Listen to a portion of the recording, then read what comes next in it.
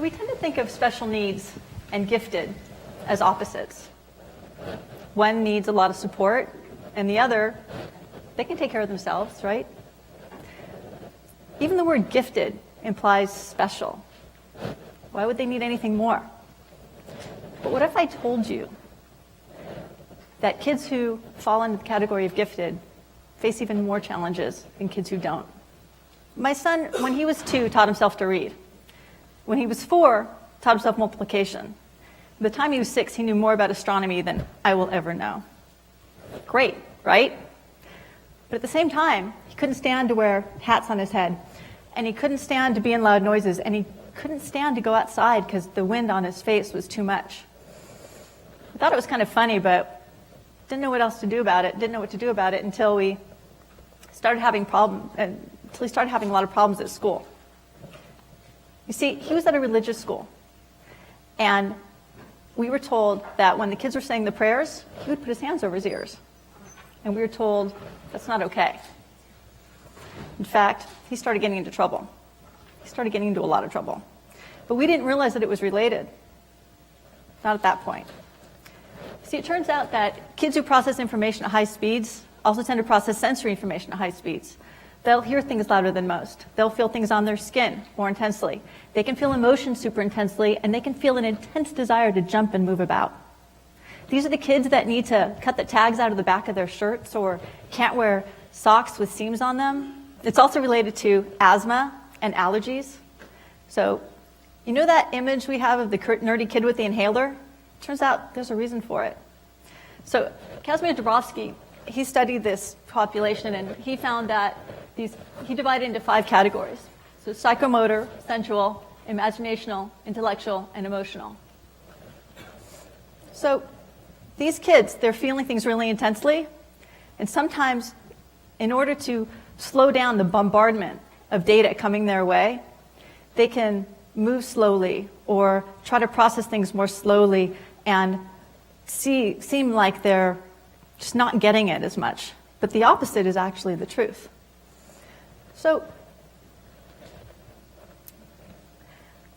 they can actually be diagnosed with autism. And when in reality, that's not the case at all.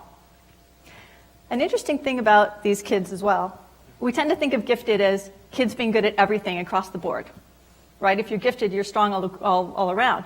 But in reality, it's not the truth. What's more likely is this profile here, where we have a spiky profile. It's also known as asynchrony. So they can be really good at certain things and really bad at others. And the problem is that most schools, they don't really know what to do with kids who, at 8 years old, are working on middle school level math, but their handwriting is barely legible. And for the kids, it can be kind of tough too, because they want to talk to their friends about what they're interested in, right? But nobody else seems to get what they're talking about. In the case of my son, at 4 years old, he was obsessed with circulatory systems. Not a lot of 4-year-olds know what circulatory systems are all about. So they can withdraw. And Dabrowski calls this his theory of positive disintegration, with the fact that we have to close off one stage of maturity in order to reach the next. And if we don't close off the first one, we can't get to the next one. So if these kids withdraw and they're not making it to the next level, they're basically being stunted at that age socially. So you've got a kid who's really brilliant, but who socially and emotionally can't really cope in the world. And worst case scenario, you get like a Ted Kaczynski. I mean, the guy was brilliant, right? But socially, he just never was able to integrate. Now imagine if he'd used his powers for good and not evil. Imagine the things he could have done in the world. So another interesting thing to know about these kids is something called twice exceptionality, gifted with a learning disability. So a kid may have a learning disability that hides their giftedness, but the giftedness allows them to compensate and hide the learning disability, so that neither are they being diagnosed with the learning disability, nor are they being identified as gifted. And it can be really, really frustrating. And what this will tend to look like is defiance in a kid, or it can look like the A's and F's kid, or the one who's not working to his potential, or her potential.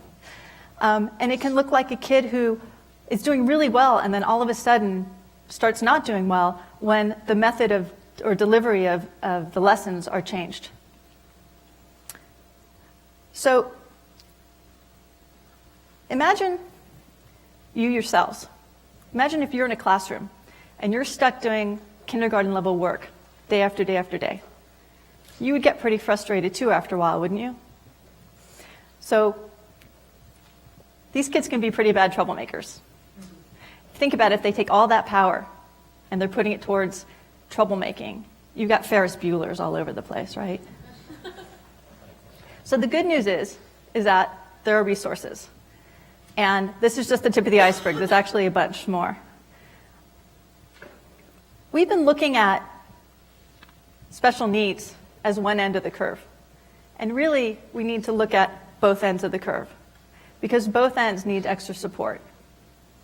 And